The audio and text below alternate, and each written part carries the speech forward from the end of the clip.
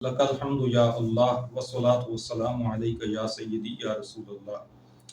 सामीन ज़ी वक़ार और नाज़रीन मोहतरम, सूरह यूनुस कुरान मजीद की 10वीं सूरह मुबारका है और हमारा ये सिलसिला है रुकू ब रुकू कुरान फहमी का। सूरह यूनुस के 11 रुकू हैं। ये 11वें पारे में है। इसके छठे रुकू से शुरू होकर 16वें रुकू तक जाती है। इसमें 109 आयात हैं। इससे पहले हम सूरह तौबा के मज़ामीन रुकू ब रुकू आपके सामने पेश कर चुके हैं। सूरह तौबा में कुछ मुखलिस मोमिनीन की तौबा की कबूलियत का जिक्र है, जिसकी वजह से उसका नाम सूरह तौबा है और उसे सूरह बरात भी कहते हैं, चूँकि मुशरिकीन के साथ बरात का इजहार है, उनके साथ किए गए मुआहदों को ख़त्म करने का ऐलान है और इसके साथ साथ उनके साथ जंग और उनके साथ जिहाद के अहकाम उसमें दिए गए हैं।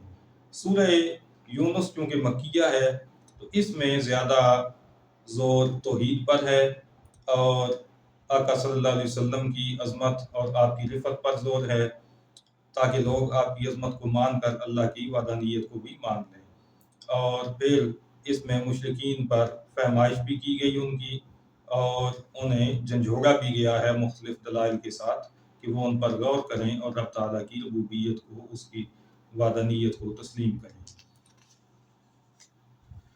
11वें सिपारे के छठे रुकू से इसका आगाज़ है। इसके पहले रुकू में ये बताया गया कि कुफार ने नबी करीम सल्लल्लाहु अलैहि वसल्लम को बशर करार दिया और ये कहकर कि आप तो बशर हैं, आपकी नबूवत का इनकार कर दिया। फिर जब आपके मोजिज़ात देखे तो उनको देखते ही आपको जादूगर करार दे दिया। रब ताला ने इरशाद फरमाया कि आप जादूगर नहीं हैं, बल्कि आप बशीर और नज़ीर हैं। इस रुकू में ये बताया गया कि अल्लाह ताला रब है, वो ज़मीन व आसमान का खालिक है और उसके इज़्न के बगैर कोई शफाअत नहीं कर सकेगा। इसलिए तुम्हें चाहिए कि अल्लाह की बंदगी करो। पहले भी उसने तुम्हें बनाया था और फना के बाद फिर दोबारा बनाएगा और पलट कर जाना भी उसी के पास है। अहले ईमान और अमल साले बजा लाने वालों के लिए जज़ा का और कुफार के लिए सज़ा का बयान है। सूरज चांद अल्लाह ताला ने बनाए रोशनी और हिसाब के लिए। इख्तिलाफ लैल नहार में डर वालों के लिए निशानियां हैं। अहले जन्नत के बाहम सलाम और दुआ का इसके अंदर जिक्र किया गया कि वो जन्नत में किस अंदाज में दुआ मांगा करेंगे और उस अंदाज से हमें ये समझने वाली बात मिली है कि दुआ के शुरू में अल्लाह की पाकी बयान की जाए और आखिर में उसकी हम्द बयान की जाए। ये दुआ के आदाब यहाँ से हमें मिलते हैं। 11वें पारे का 7वां रुकू, जो कि सूरह यूनुस का दूसरा रुकू है, इसमें ये बताया गया कि लोग चाहते हैं कि उनकी दुआए खैर जल्द कबूल हो और दुआए खैर जल्द कबूल होने की तमन्ना रखने वाले जब बद्दुआएं करते हैं तो उन्हें ये भी ख्याल करना चाहिए कि अगर उनकी बद्दुआएं भी रब ताला जल्दी कबूल कर ले तो अब तक वो लोग सारे के सारे हिलाक हो चुके होते, लेकिन अल्लाह ताला रहम का मामला फरमाने वाला है। फितरत इंसानी का बयान इस रुकू में है कि तकलीफ के वक्त कुफार को अल्लाह की याद आ जाती है, उसको मान लेते हैं, लेकिन तकलीफ दूर होते ही ला ताल्लुक हो जाते हैं। नाज़रीन मोहतरम, ये कैफियत उस वक्त भी थी और ये कैफियत अब भी है। और माजी के हमारे उर्दू अदब का एक बड़ा नाम है अकबर अला आबादी। अकबर अला आबादी ने माशरे की जो बेरादवी है और रब के रसूल और रब के सच्चे दीन से जो दूरी पैदा हो चुकी थी माशरे में, उसकी अक्कासी अपने अशार में करते हुए तंजिया अंदाज में इस्लाह की कोशिश की है। उनके दो शेर मुलाहिज़ा कीजिए, बिल्कुल इस आयत का मज़मून उनमें नज़र आता है। कहते हैं कि तरक्की की नई राहें जो ज़ेरे आसमां निकलीं, तरक्की की जो नई राहें ज़ेरे आसमां निकलीं, मियाँ मस्जिद से निकले, हरम से बीवियाँ निकलीं। मुसीबत में भी अब याद खुदा आती नहीं हमको, मुसीबत में भी अब याद खुदा आती नहीं हमको, दुआ मुँह से न निकली, पॉकेटों से अर्जियाँ निकली। यानी قرآن مجید نے تو یہ بیان کیا کہ یہ جو منکرین ہیں جب مصیبت میں پھنستے ہیں تو اس وقت ان کو رب یاد آ جاتا ہے، رب کی پاکی بیان کرتے ہیں، اس سے توبہ کرتے ہیں، معافی مانگتے ہیں، لیکن جوں ہی وہ مصیبت دور ہوتی ہے تو پھر رب کو بلا دیتے ہیں اور حق کی طرف آنے سے گریزاں ہو جاتے ہیں۔ لیکن اب حالات یہاں تک پہنچ چکے کہ ہم مسلمان ہو کر، اسلام کے نام لیوا ہو کر، کلمہ گو ہو کر اس حالت کو پہنچ چکے ہیں کہ ہم پر جب کوئی مصیبت آتی ہے تو اس میں بھی ہمیں یاد خدا نہیں آتی، بلکہ عرضیاں لے کر حاکموں کے پاس پہنچ جاتے ہیں، لبوں سے دعا نہیں نکلتی، پاکٹوں سے عرضیاں برآمد ہوتی ہیں۔ تو یہ ہمارے المیے ہیں، اللہ پاک ہمارے حال پہ کرم نوازی فرمائے۔ اسی رکوع میں یہ بتایا گیا کہ کفار کو مخاطب کرتے ہوئے، مشرکین کو مخاطب کرتے ہوئے کہ تم سے پہلے ظالموں کو ہم نے ہلاک کر دیا اور اب تم ان کے جانشین ہو، اور ہم نے دیکھنا ہے کہ اب تم کیا کرتے ہو۔ کفار کی ایک جماعت نے مطالبہ کیا تھا کہ نبی کریم صلی اللہ علیہ وسلم سے کہ آپ ایسا قرآن لائیے جس میں ہمارے بتوں کی مذمت نہ ہو، تو پھر ہم آپ پر ایمان لے آئیں گے۔ تو اس پر حکم ہوا رب تعالیٰ کی جانب سے کہ اے محبوب آپ فرما دیجئے کہ میں وہی کتابیں ہوں اور میں تم میں ایک عمر گزار چکا، کیا تم میں عقل نہیں ہے؟ فقد لبثت فیکم عمرا من قبلہ، اس سے پہلے میں نے ایک عمر تمہارے اندر گزاری ہے، تم میرے کردار کو جانتے ہو، میری سچائی کی، میری امانت داری کی تم خود تصدیق کرتے ہو، تو پھر رب تعالیٰ کے بارے میں جو کچھ میں بیان کر رہا ہوں اس کو ماننے سے گریزاں کیوں ہو؟ کیا تم میں عقل نہیں ہے؟ افلا تعقلون، عقل سے کام لو اور میری بات مان کر توحید کو اپنا لو۔ تیسرا رکوع سورہ یونس کا۔ تکلیف کے بعد راحت میں عبرت کا سامان ہے، اور اس میں یہ بتایا گیا کہ کفار جو ہیں وہ شکر کی بجائے مکر کرتے ہیں۔ جب تکلیف کے بعد راحت آئے تو چاہیے کہ شکر کیا جائے، لیکن وہ شکر کی بجائے پھر مکارانہ چالیں چلنے لگتے ہیں۔ مگر یاد رکھیں کہ فرشتے ان کے مکر لکھ رہے ہیں۔ کشتی جب طوفان کا شکار ہوتی ہے تو پھر رب کی رحمت سے وہ کنارے لگ جاتی ہے، لیکن یہ کفار ایسے ہیں کہ اس موقع پر بھی شکر نہیں کرتے بلکہ ناحق زیادتیوں میں مشغول رہتے ہیں۔ آخرت میں انہیں اللہ کی طرف پلٹنا ہے، اس کا خیال کرنا چاہیے۔ اور یہ بتایا گیا کہ دنیاوی زندگی کی کہاوت ایسی ہے کہ جیسے بارش ہو اور وہ زمین کو سیراب کر دے، فصلیں اور باغات اپنے عروج پر پہنچ جائیں، اور پھر ایک ایسا طوفان آئے جو اچانک آ کر ان کی ساری فصلوں کو، سارے پھلوں کو تباہ و برباد کر دے۔ تو یہ دنیاوی زندگی ہے جس کی یہ شوق اور جس کی لگن میں رب کو بلائے بیٹھے ہیں۔ اہل جنت سیاہ چہروں اور خواری سے محفوظ کر دیے گئے ہیں، اور اہل دوزخ ذلت کا شکار ہوں گے اور ان کے چہرے سیاہ ہوں گے۔ روز قیامت مشرکین کے اصنام ان سے لا تعلقی کا اظہار کر دیں گے اور ان کے شرک سے بیزاری ظاہر کریں گے، اور یہ کہیں گے کہ ہم نے انہیں شرک کرنے کے لیے نہیں کہا تھا، ہم تو خود بول بھی نہیں سکتے تھے۔ چوتھا رکوع ہے سورہ یونس کا۔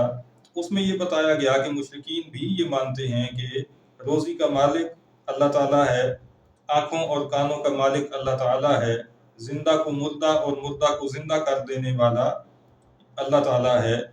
تو یہ سب چیزیں جب ان کو سمجھ میں آ رہی ہیں تو اللہ تعالیٰ سے شرک میں کیوں مبتلا ہیں، پھر اس سے ڈرتے کیوں نہیں ہیں؟ کیا ان کے بنائے ہوئے شریک یہ طاقت رکھتے ہیں کہ اول انہیں بنائیں، پھر فنا کریں، پھر دوبارہ بنائیں؟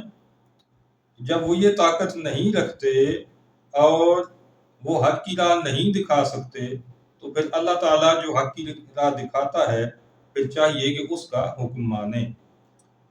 اسی رکوع میں یہ بھی بتایا گیا کہ کوئی اپنی طرف سے قرآن نہیں بنا سکتا، یہ اللہ کی طرف سے ہے اور اگلی کتابوں کی تصدیق کرنے والا ہے۔ کفار سے کہا گیا، انہیں چیلنج کیا گیا کہ اگر سچے ہو تو اس قرآن مجید جیسی ایک سورت مل کر بنا کر لے آؤ۔ موجودہ کفار مکہ کے جو اس سورہ مبارکہ کے مخاطب ہیں، انہیں یہ بتایا گیا کہ اگلے جھٹلانے والوں کے انجام کو دیکھو اور اس سے عبرت پکڑو۔ سورہ یونس کا 5واں رکوع جو کہ 11ویں پارے کا 10واں رکوع ہے، اس میں یہ بتایا گیا ہے کہ ہر کوئی اپنے عمل کی جزا اور سزا پائے گا، کسی کو دوسرے کے عمل کی وجہ سے جزا اور سزا نہیں ہوگی۔ कुफार आपको सुनते हैं, देखते हैं, मगर बहरे अंधे बनकर। ये नबी करीम सल्लल्लाहु अलैहि वसल्लम को मुखातिब करके फरमाया जा रहा है कि ये आते हैं आपके पास, बैठते हैं, बातें भी सुनते हैं, लेकिन अंधे और बहरे बन जाते हैं और उन बातों पर गौर नहीं करते। अल्लाह क़यामत के दिन इंसाफ से इनका फैसला फरमा देगा और इनको जिस अजाब की जल्दी है, इन्हें बता दीजिए कि इंतज़ार करो, और दुनिया में भी और आखिरत में भी तुम्हारी सज़ा अजाब है, वो तुम्हें मिलकर रहेगा। सूरह यूनुस का 6वां रुकू, इसमें ये बताया गया कि कुफार के पास अगर सारी ज़मीन के ख़जाने मौजूद हों और काफिर सारी ज़मीन के ख़जानों के मालिक हो जाएं, तो वो सारे के सारे ख़जाने देकर भी अज़ाबे नार से नहीं बच सकेंगे। वहाँ पर कोई किसी किस्म का फिदिया नहीं लिया जाएगा। इस रुकू में कुरान मजीद की अज़मत और शान भी वाज़ेह फरमाई गई कि कुरान नसीहत है, ये दिलों की शिफा है, ये हिदायत है और ये रहमत है। और फिर इरशाद फरमाया, कुल बिफज़लिल्लाहि व बिरहमतिही फबिज़ालिका फलयफ़रहू। ए महबूब, आप ऐलान कर दीजिए, आप बता दीजिए कि जब अल्लाह का फज़ल और उसकी रहमत मिले तो ईमान वालों को चाहिए कि खुशियाँ मनाएं। हुवा खैरुम मिम्मा यजमऊन, उनका ये खुशियाँ मनाना और इस पर अपना माल खर्च करना उस माल से बेहतर है जो ये जमा करके रखते हैं। तो यहाँ पे अल्लाह के फज़ल और अल्लाह की रहमत से मुराद कुरान मजीद भी है और साहिब कुरान सल्लल्लाहु ताला अलैहि वसल्लम भी हैं। इसी आय मुबारका पे अमल करते हुए अहले इस्लाम हमेशा से नबी करीम सल्लल्लाहु अलैहि वसल्लम की इस कायनात में तशरीफ़ आवरी पर खुशियाँ मनाते आए हैं और हमेशा मनाते रहेंगे, इसलिए कि अल्लाह की तरफ से सबसे बड़ा फज़ल और सबसे बड़ी रहमत आप ही हैं। तो आपके तशरीफ़ आवरी पर खुशियाँ मनाना ये कुरान मजीद का हुक्म है। इस रुकू में ये भी बताया गया कि अल्लाह पर झूठ बांधने वालों का रोज़े क़यामत बुरा अंजाम होगा। और अल्लाह पर झूठ बांधने से मुराद यहाँ पे क्या है? अल्लाह के हराम किए हुए को हलाल जानना और उसके हलाल किए हुए को हराम करार दे देना। इससे दौरे हाजिरा के वहाबियों नजदियों को इबरत पकड़नी चाहिए कि हर बात बात पर हराम का फतवा दे बैठते हैं। मीलाद की न्याज है तो हराम, मुहर्रम की न्याज है तो हराम, 11वीं का खाना है तो हराम। जिन चीज़ों को रब ताला ने हलाल करार दिया उनको हराम करार देकर ये अल्लाह पर झूठ बांधने के मुर्तकिब हो रहे हैं और इस इर्तिकाब की वजह से नारे जहन्नुम के मुस्तहिक बन रहे हैं। अल्लाह ताला इनके शर से अहले इस्लाम को महफूज रखे। सूरह यूनुस के 7वें रुकू में ये बताया गया कि अल्लाह से कुछ भी पोशीदा नहीं है और उसने सब कुछ लोहे महफूज में लिख रखा है। इसी रुकू में औलिया अल्लाह की पहचान और उनकी शान बताई गई। इरशाद रब्बानी है, अला इन्ना औलिया अल्लाहि ला खौफुन अलैहिम वला हुम यहज़नून।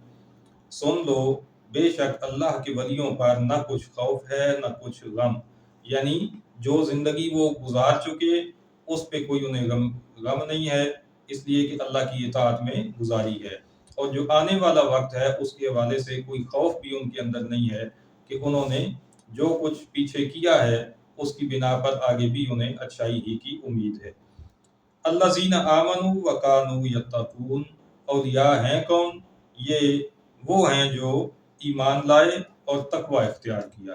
तो वली की पहचान क्या है? ईमान और तकवा।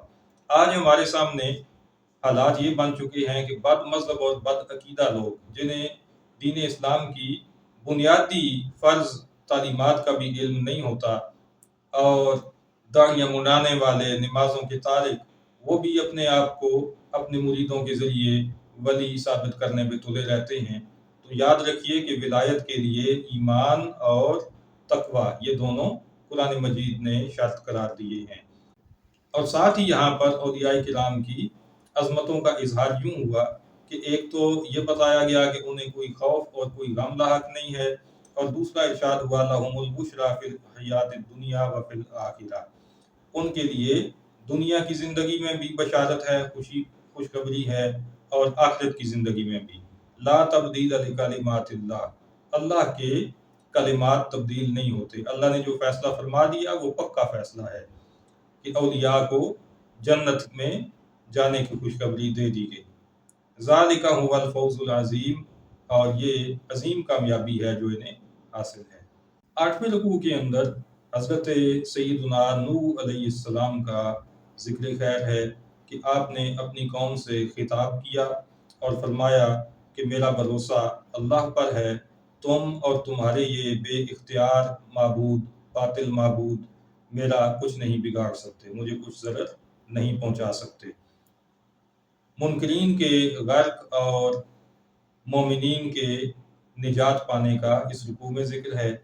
उसके बाद बगैर नाम लिए मज़ीद कुछ रसूलों का ज़िक्र है जो रोशन दलीलें साथ लेकर आए, मगर सरकशों ने उन्हें तस्लीम नहीं किया।